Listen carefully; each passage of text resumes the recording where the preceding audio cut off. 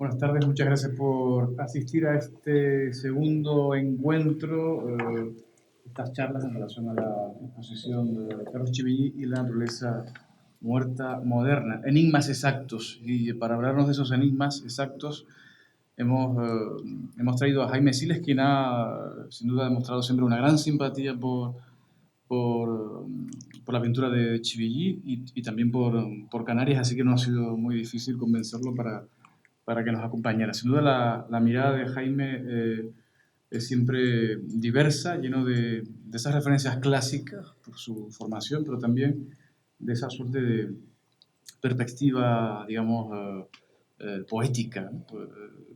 También en el caso de Bernstein, creo que su acercamiento a la obra de Chivillí, a un pintor metafísico y misterioso como Chivillí, también se lo debe mucho en fin, al mundo de la poesía, ¿no? del que procede y nos aporta una visión genial y siempre inusitada del artista.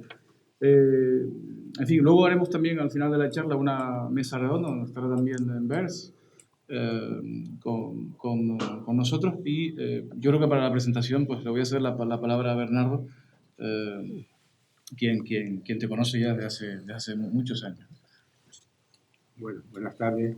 Yo creo que voy a ser bastante breve porque casi estamos en familia y conozco a Jaime Siles hace tantos años, yo creo que 35, 40, por ahí.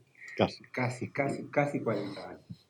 Cuando él estuvo de profesor en la Universidad de La Laguna, yo era un jovencito marfileño, como me decía él, y él un joven catedrático que en el fondo tenía 30 años, ¿no? Pero que en esos años había una diferencia notable. Pues, ¿qué puedo decir de Jaime Siles? Pues un grandísimo poeta, traductor, filólogo, clásico, catedrático en La Laguna, en San Galen, en Suiza, estuvo también en el Instituto Español de Cultura en Viena, y ahora catedrático de Filología Latina en Valencia, y bueno, y un sabio y un gran y viejo amigo. Y bueno, yo se me ocurrió, ¿no? Pensé enseguida en Jaime para que viniera a hablar de la pintura de mi padre sin haber conocido, sin haber visto, porque esta tarde vio los últimos cuadros que le faltaban por ver. Y bueno, eso es de agradecer, la verdad, porque así escribir a distancia y viendo la obra en un libro no es lo mismo que tenerla delante y dejar reposar la mirada y después escribir sobre el asunto. Bueno, yo creo que nada más. Muchísimas gracias a todos ustedes por venir, a Altea, a Isidro Hernández y a mi querido Jaime Siles por estar aquí. Muchas gracias. Bueno, la verdad es que para mí siempre es una alegría volver a Tenerife o a Santa Cruz, donde yo viví, o a La Laguna, porque fue mi primera cátedra universitaria. Cuando llegué, Ramón Trujillo me dijo, pero si tú eres un niño.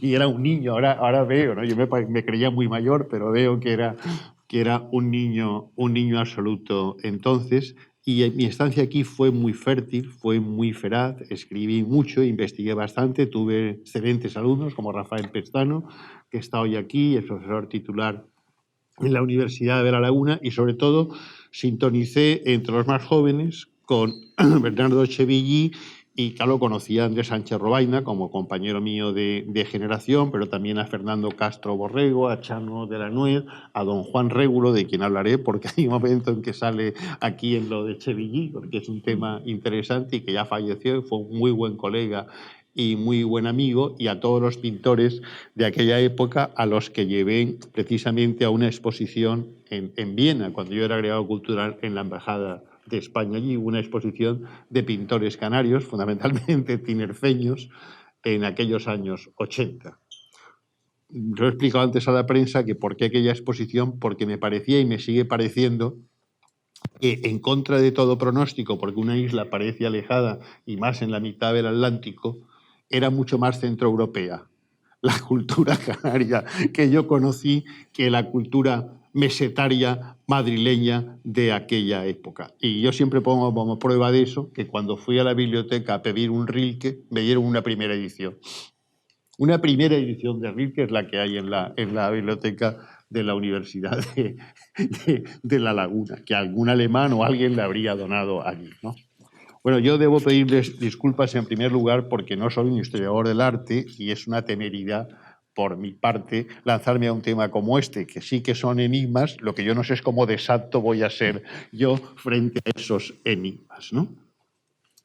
Realmente Chevilly es una personalidad muy interesante, es un pintor, como saben ustedes, no tiene 60 años, nace en enero del 18 y muere en enero también del 78, y tiene un episodio, yo creo, muy importante en su vida, que es la Guerra Civil.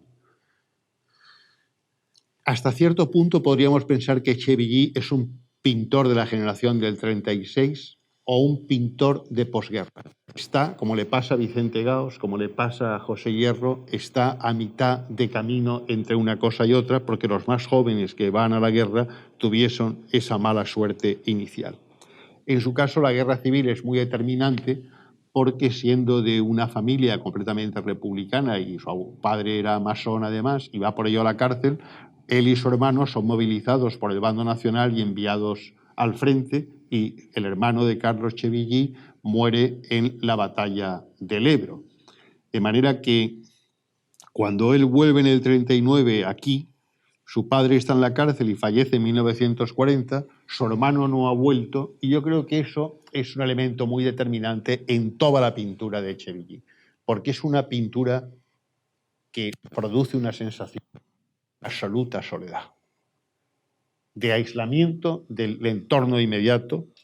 Y claro, dentro de todo lo malo que le pasó, pues tuvo la suerte que el haber combatido en el bando nacional le permitió llegar a ser profesor en la Escuela de Bellas Artes y director de la misma durante 20 años, primero en Artes y Oficios y luego ya en Bellas Artes.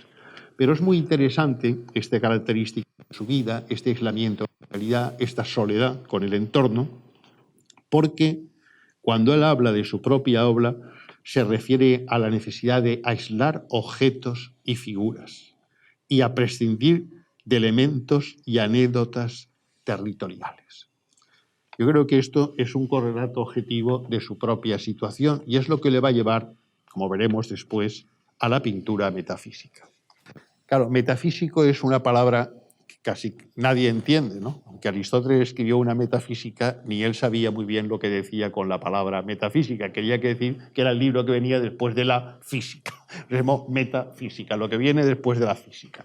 Pero metafísico, aplicado al arte y aplicado sobre todo a la poesía, de siglo I y II, llamaban, del I antes y del llamaban poesía grauis. Dividían la poesía en poesía grauis, que era la poesía seria, la poesía de tema temporal, se preguntaba por el ser, y la poesía lewis, que es la poesía ligera, la poesía más obscenos, más eróticos. Y hubo un inglés, Grierson, que publicó en el año 12, si no recuerdo mal, una antología de lo que llamó la poesía metafísica inglesa, poetas metafísicos ingleses. Bueno, Berg, que es catedrático de filología inglesa, lo sabe mejor que yo. Y esa antología, que se publicó y tuvo mucho éxito, fue reseñada inmediatamente por Thomas Estienne Eliot, ¿no?, que lo aplicó en un conector con el siglo XVII y los poetas elisabetianos, como hicieron los herméticos con Marino, como hicieron los alemanes del 27 con Góngora, como hicieron los alemanes con Johann Waldau y la mística renana. Es decir, un intento de que los hombres del 20, de alguna manera, vieron un espejo que los reflejaba en el barroco de sus respectivas culturas.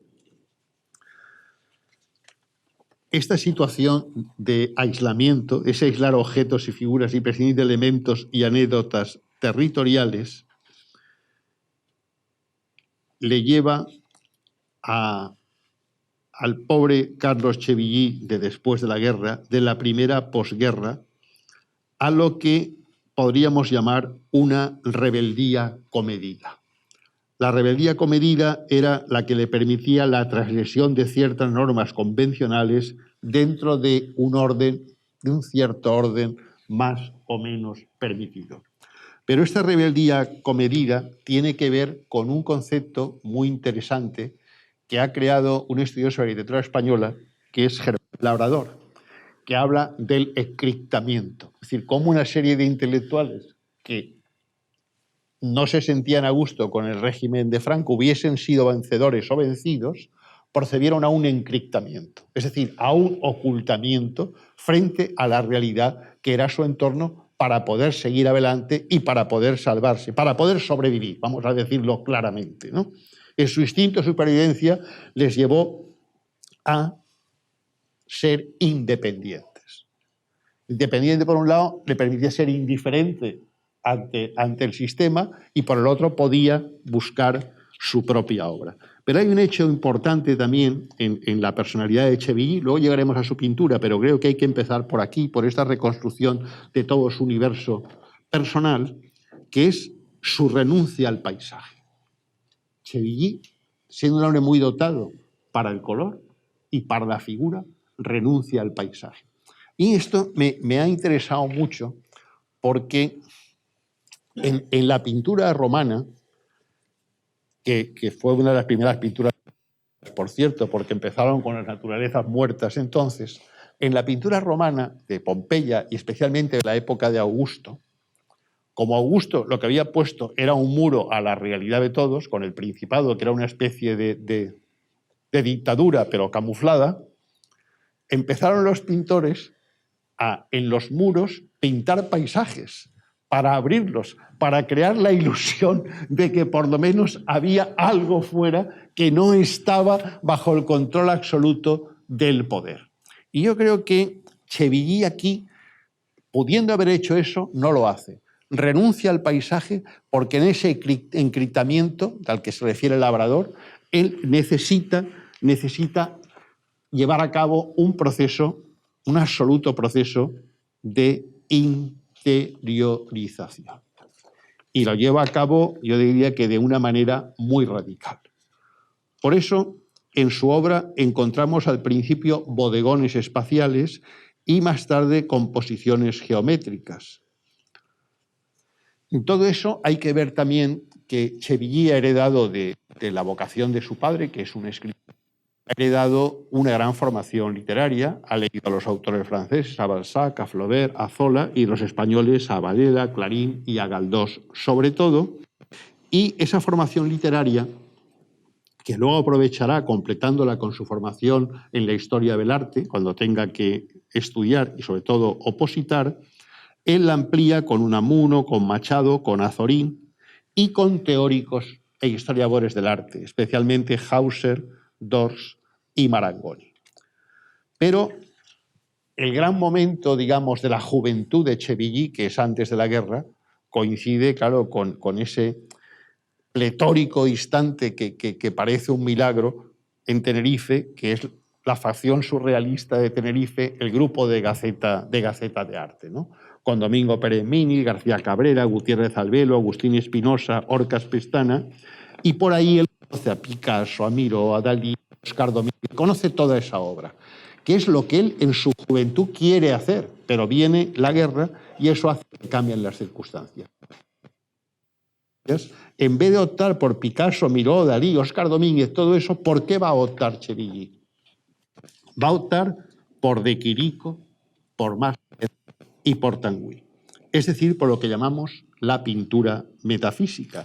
Pero sé cuando llamamos pintura metafísica, que fue muy importante para los surrealistas, por ejemplo, la influencia de pintores metafísicos en Vicente Aleixandre es amplísima. Yo la he estudiado en un artículo hace años. Cuando hablamos de pintura metafísica y pensamos solo en unos objetos, aislados más o menos unos de otros sobre un plano, no nos damos cuenta de que es la manera en que la pintura hizo frente al fascismo, hizo frente al totalitarismo. ¿Cómo? Precisamente por la soledad de los paisajes, de las personas, de los objetos, mostrando el aislamiento del ser y casi la negación del ser. Aunque Chivillí es culto, en una entrevista que le hacen en la tarde del 29 de octubre del 51, se la hace Vicente Borges, él dice que el pintor debe hablar por sus cuadros sin necesidad de teorías que sabe que siempre son justificaciones hechas a posteriori. Pero aunque dice eso, revisando las declaraciones que va haciendo en entrevistas, se ve que él ha pensado mucho sobre la pintura. No hay cuadro que no tenga una teoría detrás, como no hay poema que no tenga su propia teoría. Y así escribe que la línea es un elemento puramente convencional, que para un pintor la línea existe, claro, pero que más que líneas lo que existen son límites. Claro, aquí vemos cómo se opone a lo convencional del arte en su momento, al propio público convencional que es la burguesía tinerfeña de la época, y cómo aprovecha para hablar de esa sensación de límites. De límites no solo los impuestos por la propia realidad humana, la contingencia, la temporalidad, etcétera, sino por los impuestos, claro, políticamente. Es curioso que Vicente Aleixandre en esta misma época tiene 4 o 5 poemas que se llaman Los límites, también Los límites. Pero sostiene que el color es un elemento primordial, aunque no imprescindible, pero sí lo es para él el dibujo. Ahora bien, el dibujo, según él, no consiste en la línea ni en el contorno, dice, ni en otras machangadas por el estilo. Son sus palabras. Para Chevillí, el dibujo es el todo de un cuadro. Los volúmenes, el claroscuro, el color, es decir, dice, son palabras de él, la obra estructurada en todos sus elementos. Y claro, en esta frase, yo soy filólogo y tengo que entenderla, la obra estructurada en todos sus elementos quiere decir que aquí tenemos una cabeza pensante, que tenemos a alguien que ha leído, que ha estudiado, que se ha preocupado por lo que es un objeto artístico, ¿no? Y yo creo que este es el punto en que él llega al bodegón, que yo prefiero llamarlo naturaleza muerta. Claro, que pinte naturalezas muertas ya es una delación de la realidad, de que no hay naturaleza viva en ese momento. Ya es una delación. ¿Y cuándo hay un gran auge de las naturalezas muertas? En la pintura española, pues sobre todo en el barroco. El barroco es un gran arte de naturalezas muertas. También lo hubo en la época de Augusto. Pero en la época del barroco, ¿por qué lo hay? Porque está Trento, que no es una broma. Trento no es una broma. Y vuelve a haber mucha naturaleza muerta con el cubismo. Tanta naturaleza muerta que un poeta que yo he estudiado, porque en mi ingreso en la Academia de Bellas Artes de Málaga hice el discurso precisamente sobre él, que es Moreno Villa, que es poeta y es pintor, y es historiador del arte, alumno de Gómez Moreno, cuenta Moreno Villa, que va con don Pío Baroja por la calle, años 21, 22. Y hay una frutería, le han puesto allí, han expuesto las fresas, los limones, las naranjas, las manzanas, las sandías. Se detiene don Pío Baroja y le dice a Moreno Villa, oiga, Moreno, usted que es pintor, mire, un cuadro cubista. Un cuadro cubista. Le dice de broma, ¿no? Pío Baroja, ¿no? Pero fíjense qué declaración para entender todo esto de la naturaleza muerta en el pensamiento de Chevillí. Mi mejor maestro, dice, ha sido la perseverancia y mi disconformidad, aunque ésta resulte paradójica. Claro, un encriptado tiene una resistencia al sistema que es paradójico, pero la disconformidad es lo que lo mantiene vivo, no la convencionalidad. Su hijo Bernardo ha distinguido en su obra varias fases de aprendizaje, iniciación, de búsqueda, y Ortega, en el libro, casi el único libro que había sobre Chevillí, dice lo siguiente, que ciñó un territorio propio, que define así, un espacio doméstico, cálido y nítido, demasiado exacto para ser entrañable, demasiado cotidiano para ser extraordinario, demasiado puntual para ser mágico. En lo último no estoy muy de acuerdo. Yo creo que está bien escrito, que es brillante la frase, pero creo que precisamente hay que entender por qué hay un espacio doméstico, por qué es entrañable y por qué es cotidiano. precisamente por todo lo que acabo de decir, por toda esa realidad política. Es la única manera en que él puede enfrentarse a eso. Solo que el mérito de la pintura metafísica es que con eso, que es una cárcel, es capaz de hacer unos enigmas más o menos exactos, ¿no?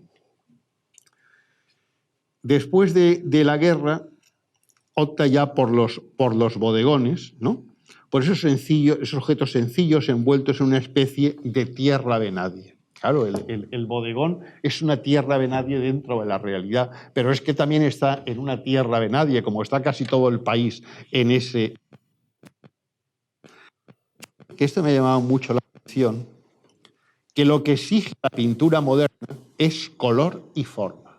Y añade, que brille límpida y luminosa como un soneto o una sinfonía. Vean ustedes que aquí, claro, en un soneto que tiene 14 versos, que son endecasílabos, que tienen 2 cuartetos y 2 tercetos, la sensación de límite es absoluta. En una sinfonía, exactamente igual, es lo más estructurado que hay en música. ¿Por qué dice esto Chevilly? Yo automáticamente he pensado en Vicente Gaos, y verán ustedes por qué. Vicente Gaos, que su familia toda republicana, que tiene 2 hermanos condenados a muerte, que su hermano, que era el rector de la Universidad de Madrid, se ha tenido que ir al exilio, que él está, el pobre, allí defendiendo con instancias a sus hermanos condenados a muerte, porque ha nacido en el 19, se lleva un año de diferencia con Chevilly. En un momento en que todos los poetas del régimen quieren volver al siglo de oro, quieren volver al siglo XVI, dan un billete de vuelta al siglo XVI, como dice Jaime Gil de Viedma, y hacen sonetos como amor atado, amor, amor atado, ya para rizar el rizo. Gaos coge y escribe soneto, no me encadenas, me desencadenas. Y claro, rompe de pronto todas las ataduras que una forma como esa le podía imponer. Y automáticamente Blas de Otero, claro, lo sigue al pie de la letra, porque es la primera vez en que se dan cuenta que desde dentro pueden romper algo, pueden romper una forma, que es lo que yo creo que va a hacer Chevilly aquí, jugando con los géneros, especialmente con 2 géneros plásticos, como son el retrato y dentro del autorretrato y el tratamiento de los bodegones o naturalezas muertas. Yo creo que Francisco de Cossío fue muy exacto cuando dijo que Chevilly fue un pintor para sí. Hombre, es famoso y se conoce bien lo que supuso el PIC, los pintores independientes canarios, la exposición del año 47, los ataques de Álvarez Cruz, Poveda y Ruiz de Arriaga en el día, la respuesta de Leocadio Rodríguez, la defensa de Eduardo Westerdal bajo el seudónimo de Luis Dandín, ¿no?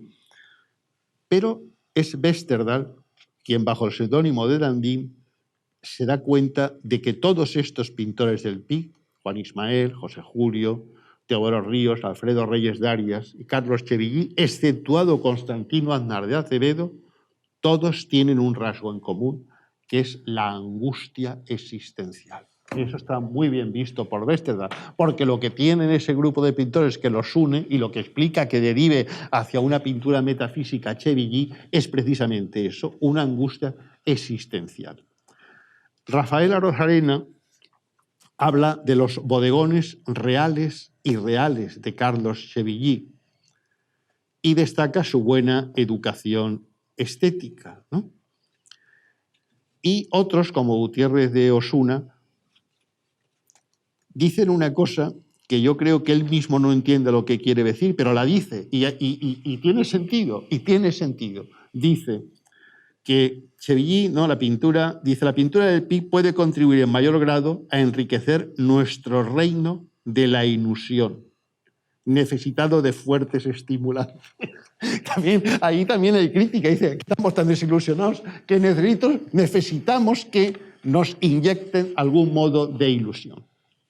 ¿Cómo podemos separar eso de un libro como Alegría de José Hierro, publicado en 1947 por un muchacho que acaba de salir de la cárcel y que escribe Alegría?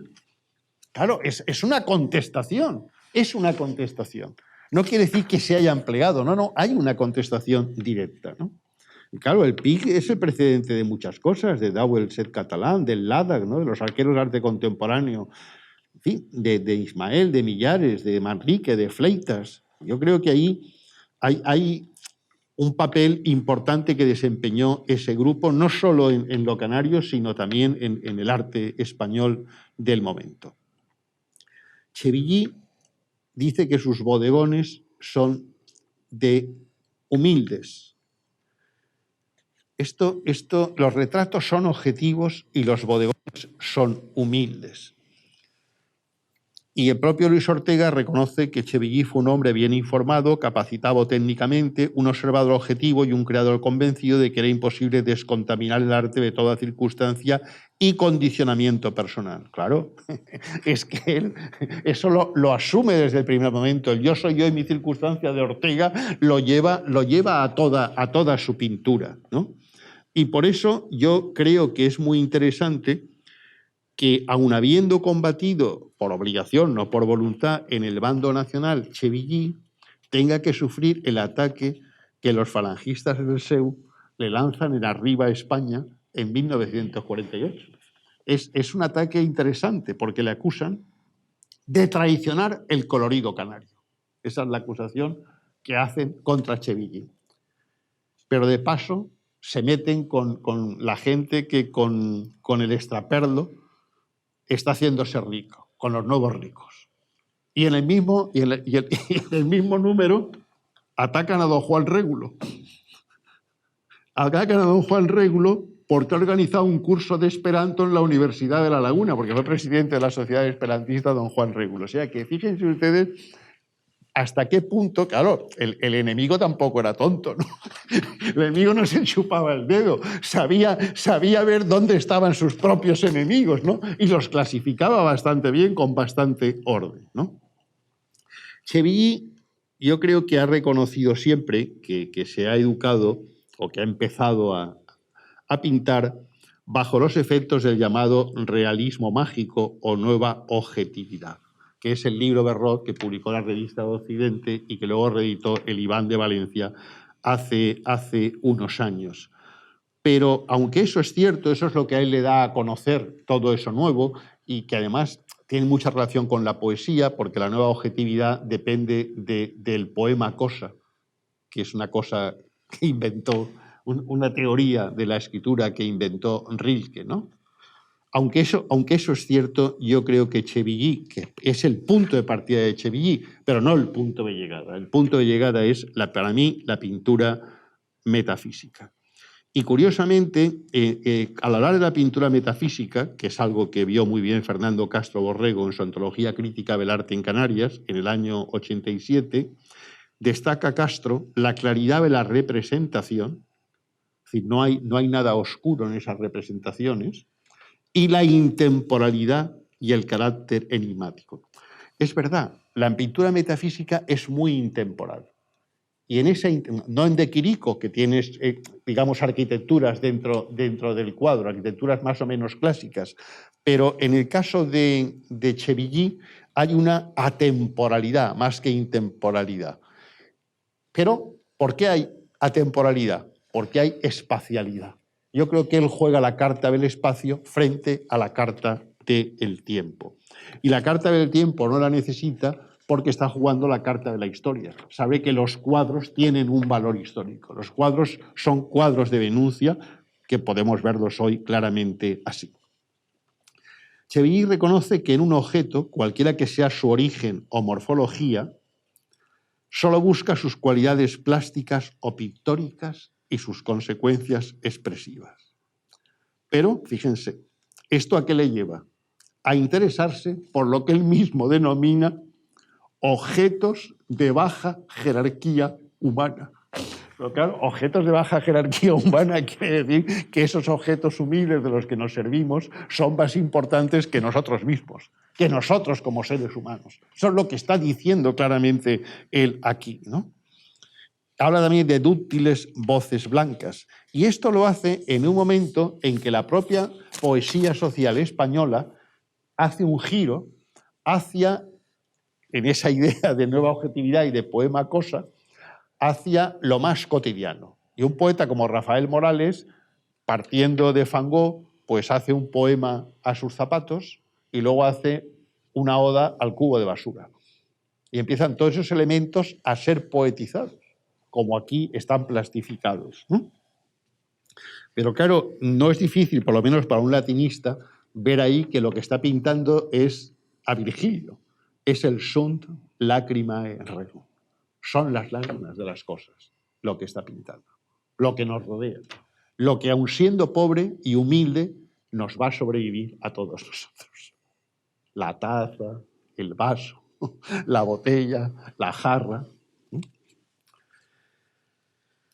Y lo explica muy bien. Este es un lacrimae rerum, porque dice Chevy, son sus palabras, el color o la forma de una manzana o un pie puede plásticamente llorar más que un ojo,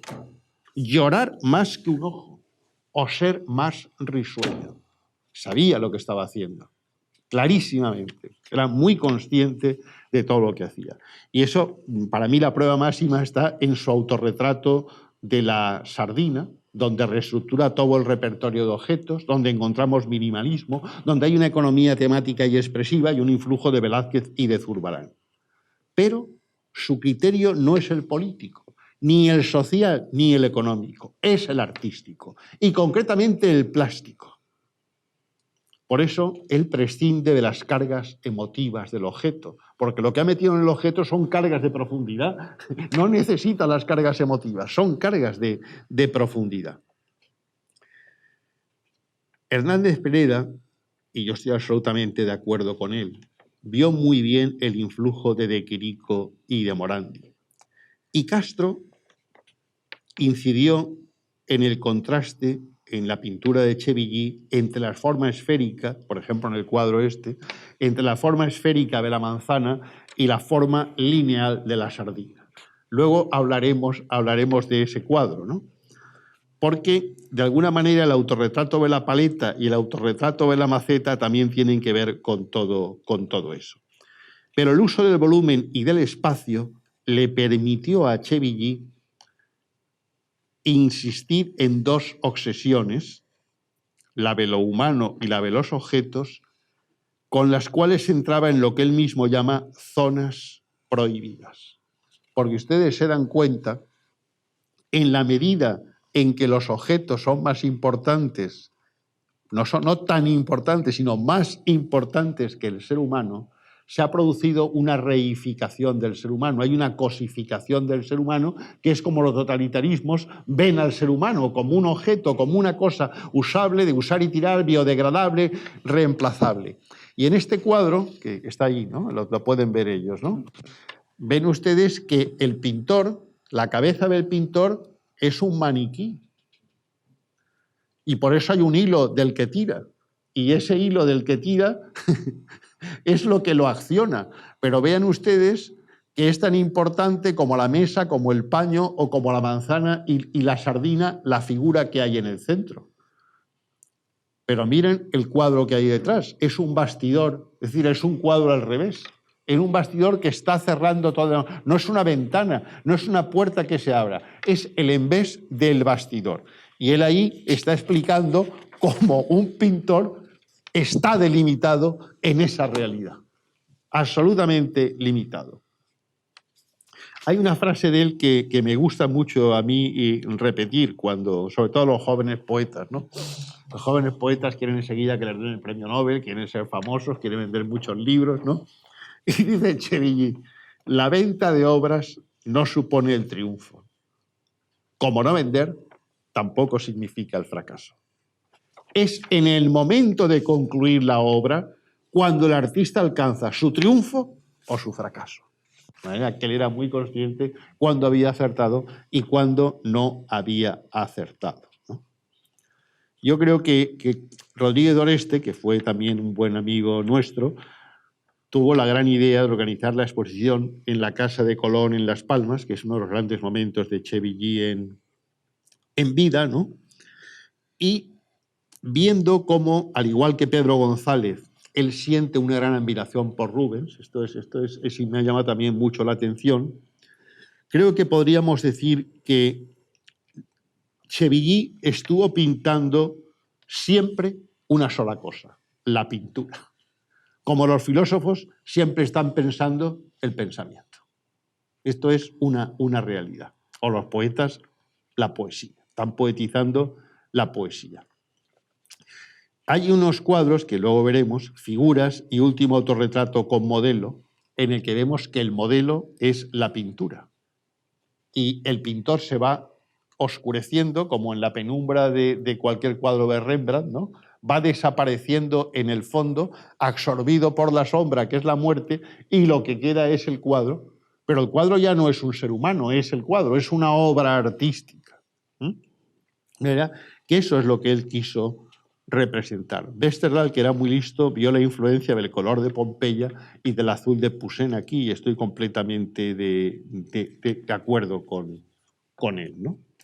Y luego tanto Pedro González como Fernando Castro han hablado del silencio de la pintura de Chevilly. Yo creo que es una cualidad simbólica de su pintura y creo que hay una diferencia, porque he dicho antes la influencia de Zurbarán en las naturalezas muertas, en los bodegones, pero hay una diferencia muy importante que señala Fernando Castro. Fernando Castro dice que en los bodegones de Chevilly hay un ritmo diagonal y oblicuo, y que eso crea una relación conflictiva entre los objetos y las figuras.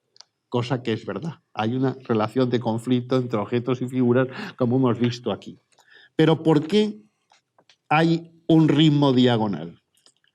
Pues es bastante sencillo, porque Jean Rousset demostró hace muchos años que en los descendimientos de Cristo, cuando está en el Calvario y desciende en el cuerpo de Cristo, en la pintura protestante, el cuerpo siempre aparece en posición diagonal, porque de esa manera lo que está mostrando es el dinamismo de la muerte.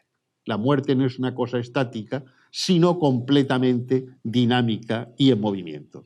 Y al mismo tiempo de ahí extrae Chevilly su propia soledad artística. Esto lleva a Hernández Pereira a hablar de la decantación mental de las cosas y personas de su entorno y a Rodríguez Doreste a hablar de lo que ya hemos dicho aquí, ¿no? Que es un pintor consciente, pero también, como dice Aznar de Acevedo, es un pintor enigmático, un pintor misterioso. Y lo es como consecuencia de su vinculación inicial con el surrealismo y, sobre todo, por la manera en que logra unar autorretrato y bodegón. Al meter los autorretratos en los bodegones y los bodegones en los autorretratos, hace una especie de síntesis, de simbiosis entre esos dos géneros tan distintos entre sí, hasta el punto de que, verán ustedes, yo no había podido ver esos cuadros, pero los he visto esta tarde, hay unos en que la naturaleza muerta tiene un florero de cristal. Y el florero de cristal está reflejando al pintor que los está pintando. No es el espejo de Velázquez en Las Meninas, sino algo que más que barroco es manierista. En el manierismo, igual que en los sonetos hacen el procedimiento de diseminación y luego de recolección de todos los términos, en el manierismo lo que hacían era poner un cuadro que ustedes veían, una mancha aquí, otra roja, una verde. Aquello era como una paleta de pintor que hubieran estado poniendo colores encima. Pero de pronto ponían delante un tubito, un cilindro, en forma de espejo, y en ese cilindro se recogía todo lo que antes no tenía forma, y ahí la tiene. Y era un cuadro absolutamente realista, ¿eh? Una anamorfosis. Y eso es lo que aquí yo creo, en esos otros cuadros al menos que hay en esta exposición, él hace.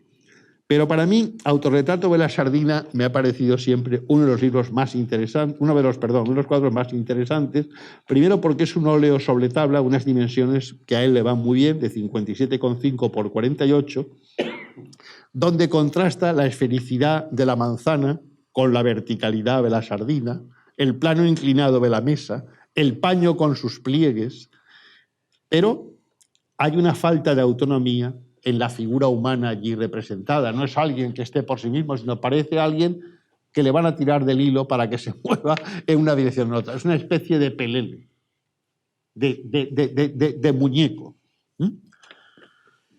Casi un títere carnavalesco de Valle Inclán. Más próximo a eso que a un ser humano. Y eso me lleva a pensar en la novela de Robert Musil, El hombre sin atributos, der Mann ohne Eigenschaften, ¿no? Que también es de la misma época, es de los años veintitantos, aunque se va publicando después, ¿no?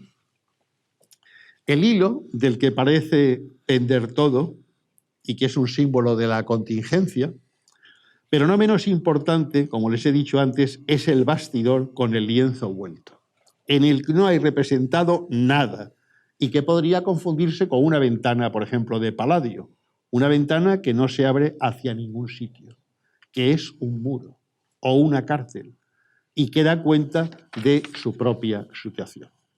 Cada uno de estos distintos elementos es en el cuadro plásticamente autónomo, pero Chevichy ha querido hacerlos interdependientes y solidarios en su composición, con un peaje al azul de Picasso, recuérdese el propio autorretrato azul de Chevigny, pero también fusionando autorretrato y bodegón, que es lo que a mí más me llama la atención, hasta el punto de que el ser humano allí representado es también él una naturaleza muerta.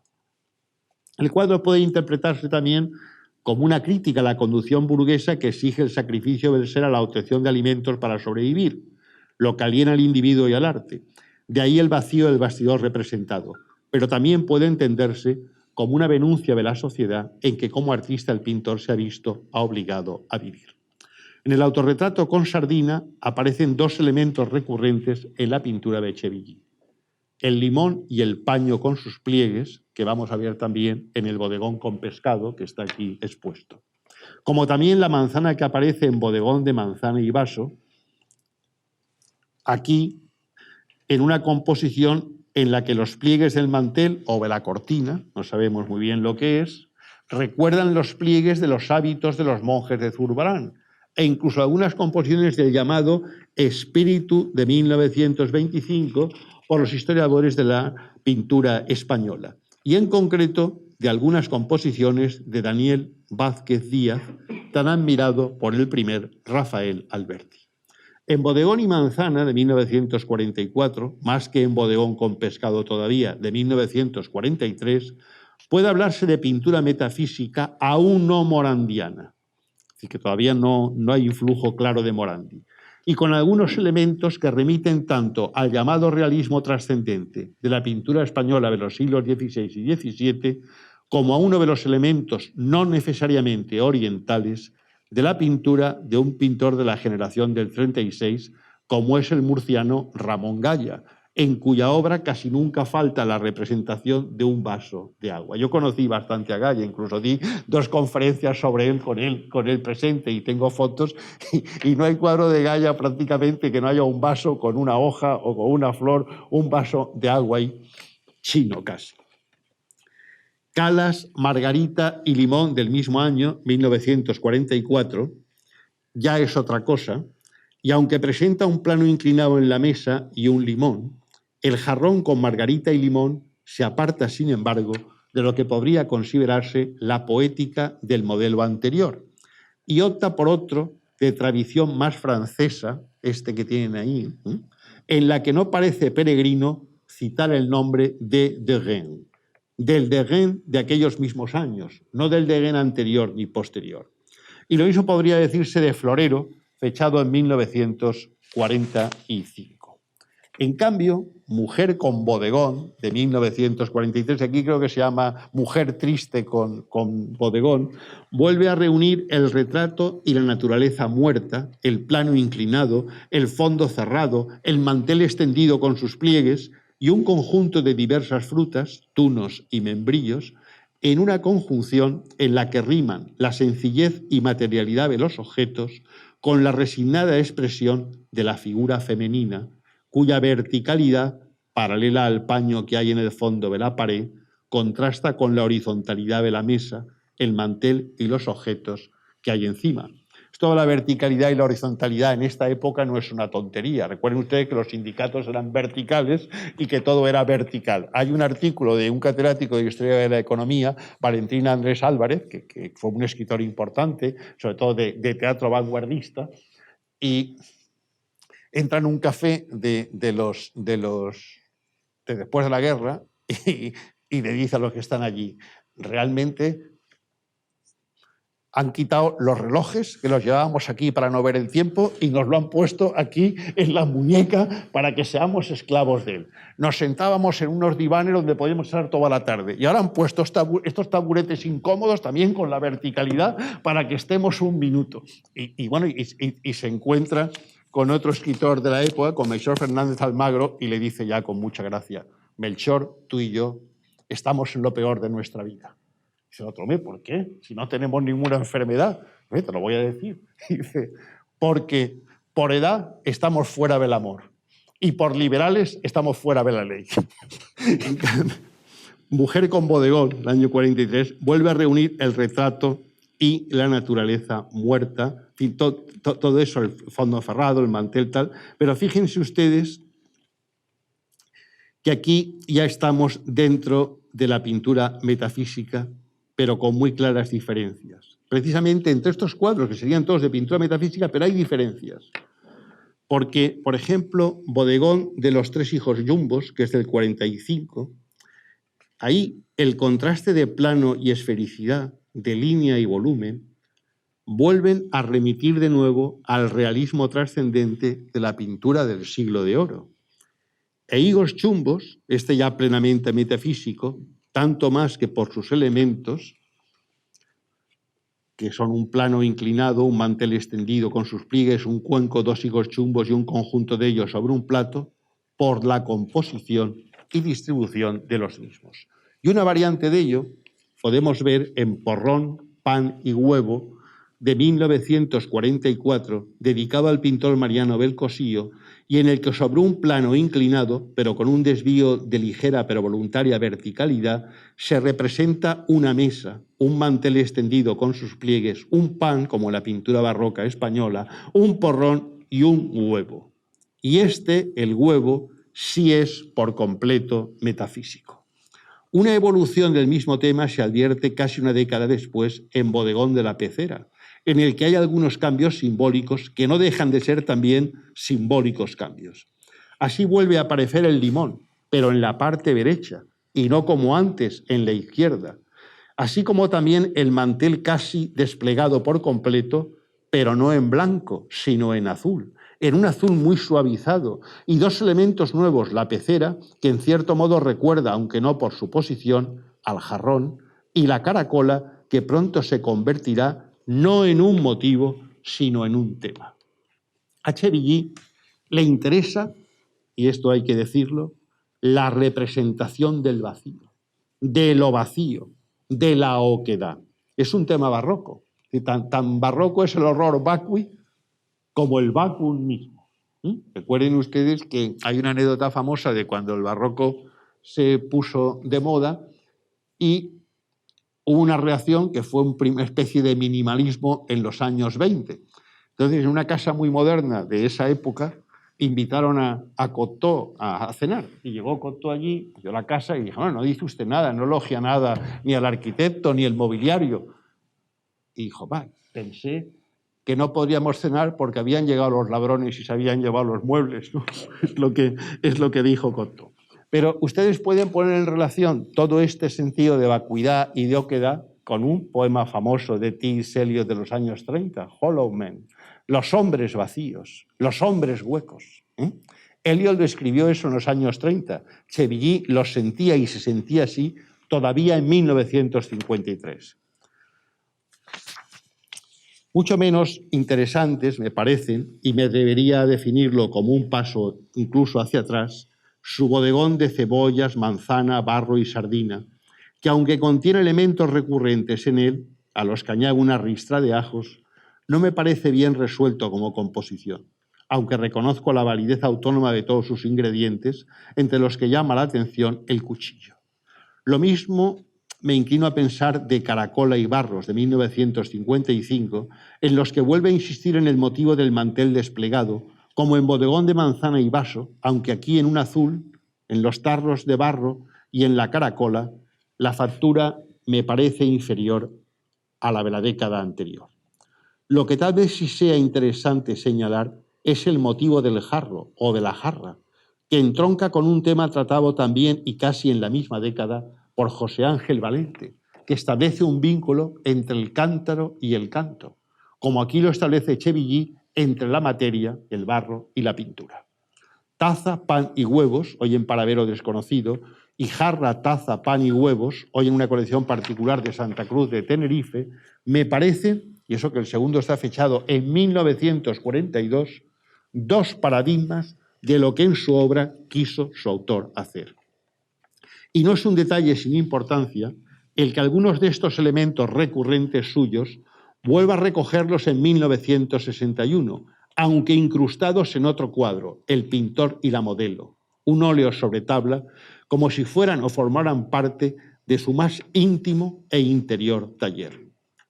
Como bodegones, condensados o abstractos, reducidos a la máxima economía plástica, podríamos definir su serie Formas de 1971-1972 y Formas cálidas que demuestran hasta qué punto y cómo la naturaleza muerta fue para Carlos Chevilly algo así como una estructura profunda, como el molde de su concepción mental y plástica de la representación.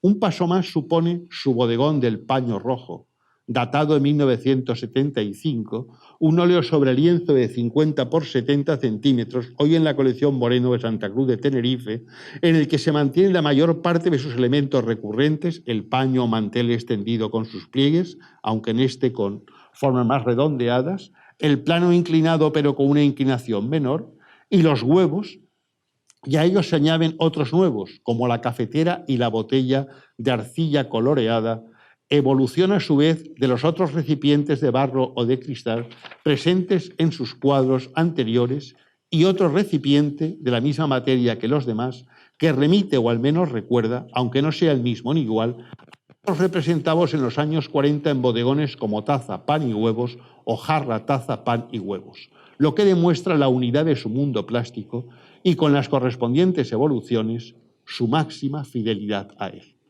Carlos Chevilly fue un pintor de dos géneros, ya lo he dicho, el autorretrato y el bodegón, que redujo combinándolos a uno solo, la naturaleza muerta entendida, como lo hizo la pintura metafísica de Morandi. En ello no solo hay que ver una opción estética, sino un condicionamiento histórico también. Chevilly, como de Quirico antes, supo ver la desustanciación humana que supuso el fascismo, el vaciamiento del ser que implicaba y la desidentidad que de todo ello derivaba.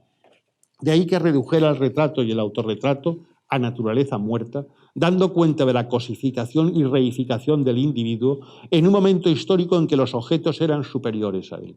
De hecho, figuras, un óleo sobre nuevo pan de 105 por 75, hoy en una colección particular, no está aquí me parece, no es sino el correlato en femenino de su autorretrato de la sardina, y como él, inscrito por completo en la pintura metafísica.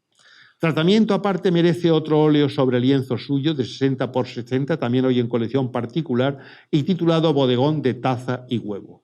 En él aparecen los mismos o casi los mismos elementos que en otros bodegones suyos, pero también unas no menos importantes diferencias. En vez del paño con sus pliegues, hay una bandeja de plata o de metal, y encima de ella un recipiente identificable, tal vez con un azucarero, pero que está o parece vacío de lo que se supone debe contener.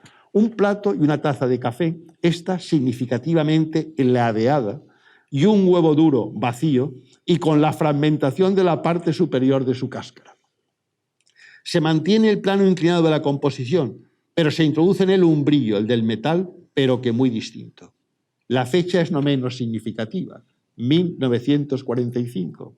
Que podría ponerse en relación con la victoria de los aliados en la Segunda Guerra Mundial y la esperanza del derrumbamiento del régimen del general Franco, que ello abre en el ánimo de no pocos españoles educados como Chevilly en el crisol cultural de la República. Todo ello con un alto sentido teatral y diría que escenográfico, pues el cuadro se presenta como teatro en el que los objetos se van a representar. De ahí también su lenguaje poético, su universo enigmático, su deseo de mostrar el vacío más que de llenarlo y sobre todo ese silencio de los propios objetos y ese individuo ausente, no menos vacío, que es el propio contemplador. De ese modo, Chevilly llevaba a su obra los dos aspectos de la realidad que la pintura metafísica había puesto en juego desde sus inicios. El contraste entre lo habitual y lo enigmático que los objetos cotidianos contienen y que recogen el pesimismo de Schopenhauer y de Nietzsche. De hecho, la obsesión por los maniquíes que sentía de Quirico Aparece también en al menos 2 de los más importantes autorretratos y retratos de Chevilly, el de la sardina y figuras, que es una variante. El llamado realismo mágico es una evolución de la pintura metafísica y sabemos el interés que Chevilly mostró por él. Otros paralelos interesantes podrían encontrarse en la fotografía de ruinas, de maniquíes y de objetos de Herbert Lees, pista que indico porque Chevilly puede ser un japas en la pintura canaria, pero no lo es desde luego en el arte europeo de su época, dentro del cual hay que contextualizarlo. A tal consideración me llevan algunos de los bodegones expuestos aquí, así como otros suyos de los años 40, bastante cezanianos, en la obsesión por la esfericidad de la fruta, pero las que los pliegues del paño o del mantel dotan de un dinamismo no ajeno a la escuela de los pintores españoles en París. Y aunque es cierto que en algunas de estas composiciones de la primera mitad de los años 40 del pasado siglo hay algún elemento disonante que contrasta con el todo y le resta unidad, sin embargo hay otros, como el que representa el hondo vacío de la estancia, la mesa en plano inclinado, la maceta con el cactus encima y al fondo esa apertura abierta en el muro que no se sabe a qué ni a dónde conduce y que dota de misterio y enigma a toda la espacialidad. El ya citado bodegón de taza y huevo remite a su vez a otro en el que aparecen un vaso de agua y un semilleno y una cucharilla a la izquierda y a la derecha de ellos una jarra de barro y un limón cortado en uno de sus extremos y al fondo un muro limitador. Ese limón cortado yo creo que rima con el huevo ese al que le han quitado la parte de arriba, es un huevo desconchado. Interesantes son el de las 4 naranjas, que sí que está creo, sobre un paño ondulado en sus pliegues y un jarrón de cristal y otro, en mi opinión, uno de los suyos mejores,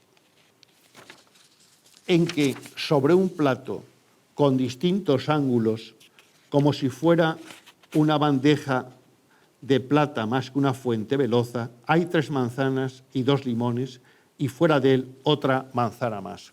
Si ponemos la siguiente imagen, la de Nussbaum, sí.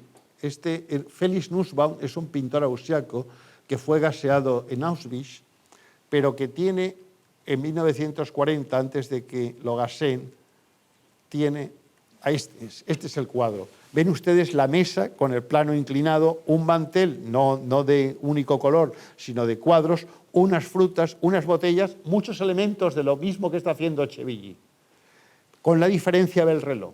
Porque ya hemos dicho que hay atemporalidad, porque hay espacialidad en Chevilly. Pero ese cuadro tiene muchos elementos que interesan también a nuestro autor aquí. Me interesa mucho el cuadro en el que en las frutas hay 3 manzanas y 2 limones y fuera de él otra manzana más. Lo pueden ustedes ver ahí. Hay una fuente de loza y 3 manzanas y 2 limones. Y fuera de él otra manzana más. Pocas veces un bodegón me ha parecido tanto un autorretrato como este. ¿Es el propio pintor Chevilly esa fruta que se queda fuera del plato? ¿Y cuál es ese plato? ¿Y por qué? Estas son preguntas que debería formular esta exposición y aclarar cada cual a su modo todos los presentes. Muchas gracias.